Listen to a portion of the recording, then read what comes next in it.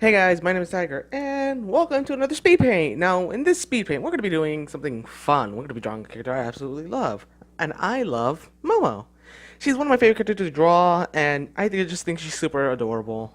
Then again, aesthetics aside, when I actually introduce her into the TMB story, comic book, and whatever else I do, I think she's going to be a very likable character because her personality isn't very aggressive, although she is one of the female personalities that does have a hot head. Not really a hot head, but she can turn more aggressive more quickly than the other personalities. Tags is usually very chilled. In order to get her mad, you're going to have to actually attack her along with. No, I think she's the. No, yeah, I think the rest are just more mellowed out. Except for her, who I think she's just zen until you bring us something that she doesn't like. Other than that, yeah, I absolutely love Momo. Now, Momo has, I think it's a Chinese inspiration because she is a panda, and when I think of pandas, I think of China. As far as history and lore, she's actually ambiguously Asian, which I'm using to define her heritage. She doesn't flat out stay in the story or in the animation or whatever. I'll deal with her. It's if I were to do a character bio, it's the location or date the date of birth would be something like XX month.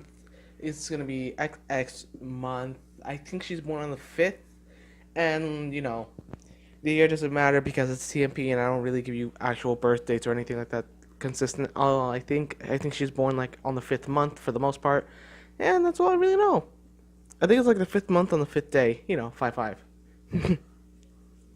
But yeah, as far as Momo goes, there's not a lot of history to delve into since although she is a personality I am growing attached to, I kind of have to balance out what personalities have how much history in the story.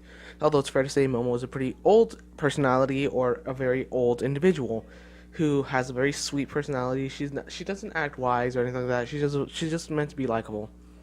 She's a very likable person. She doesn't strive to fight, and yeah, I personally enjoy it just because of the way she looks and the way she carries herself. In the drawing you can see right now, like at the beginning, the quote she's saying here, or the thing she's saying here is, please don't touch my tail. The reason for that is Momo has a weakness. This is a weakness distinct to her and the other panda girl that we have, known as Maxie. And the weakness with those two is their tails are actually, they're very embarrassed about their tails because of how small they are. With different hybrids like Tiger, and with different hybrids like Tiger, Smiler, and other hybrids that have very long tails, they're not ashamed of it, but they're embarrassed that they have short tails because the whole thing about hybrids and their tails is, if you grab it's theorized that if you grab a hybrid's tail, you basically can pull it and force them into an unsavory situation, which basically just means you basically have the higher ground, or you can basically attack them with ease. And that is true at first. In TMP, hybrid's tails can be used as an extra arm or an extra leg, and they can be used to transform. You can have your tail, if you're a hybrid, you can have your tail turned into a mace, a hammer, a chainsaw, whatever you want. It can even be turned into a weapon, like, well, what I mean is, it can be turned into a gun that can fire pellets, energy, projectiles, magic spells, but it's not really used that often for that type of thing because it's easier just to turn your tail into an extra arm, as in the sense of it can help grab enemies and launch them and pound them into the ground.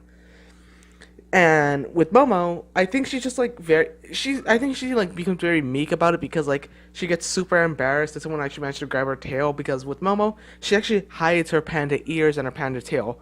Why is this? I think it's because Momo hails from like an older era. Although a lot of time has passed, and as you can see here in this depiction, she does have her panda traits out. I think it's mainly just because of like how she grew up early on. I'm not sure.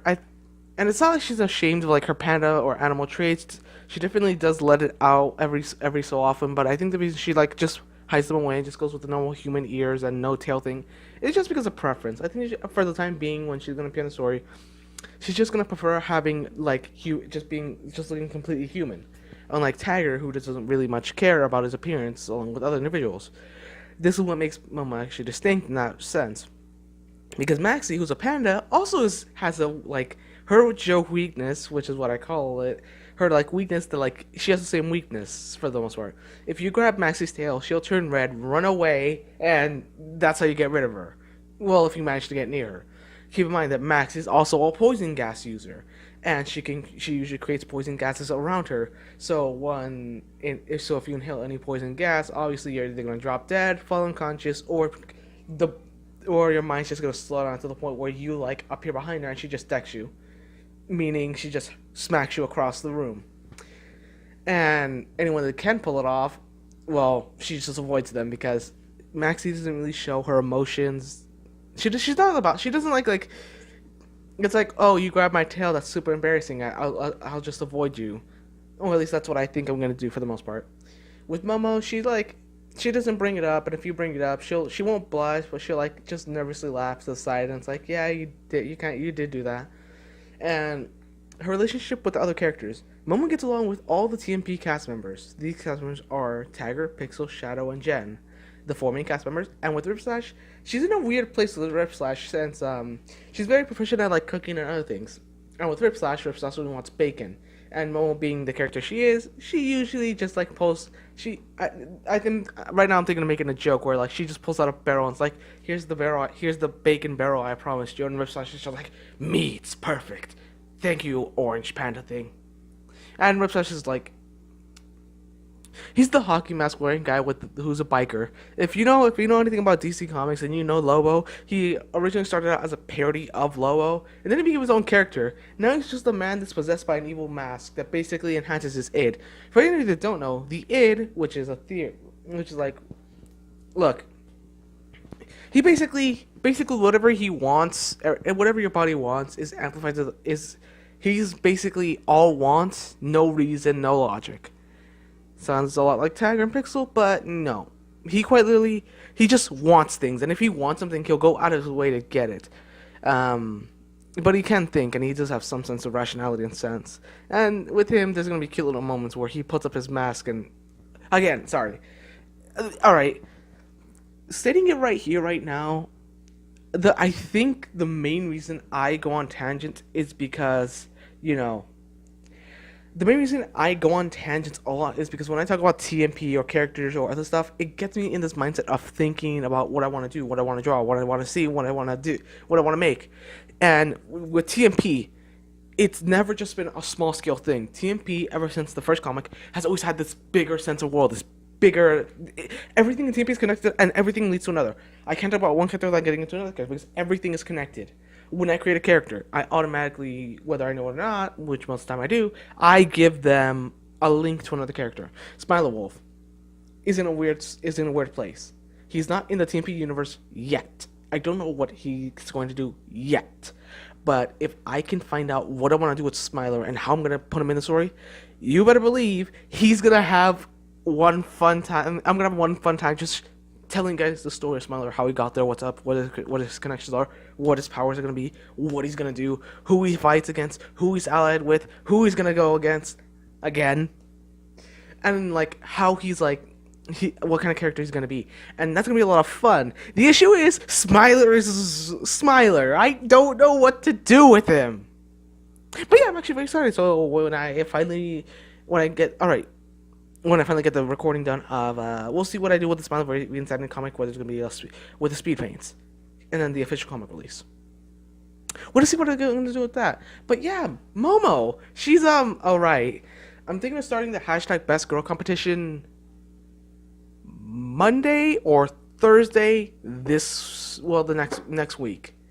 So if you have a Twitter account, I'm gonna make a video before I post the tweet of hashtag Best Girl.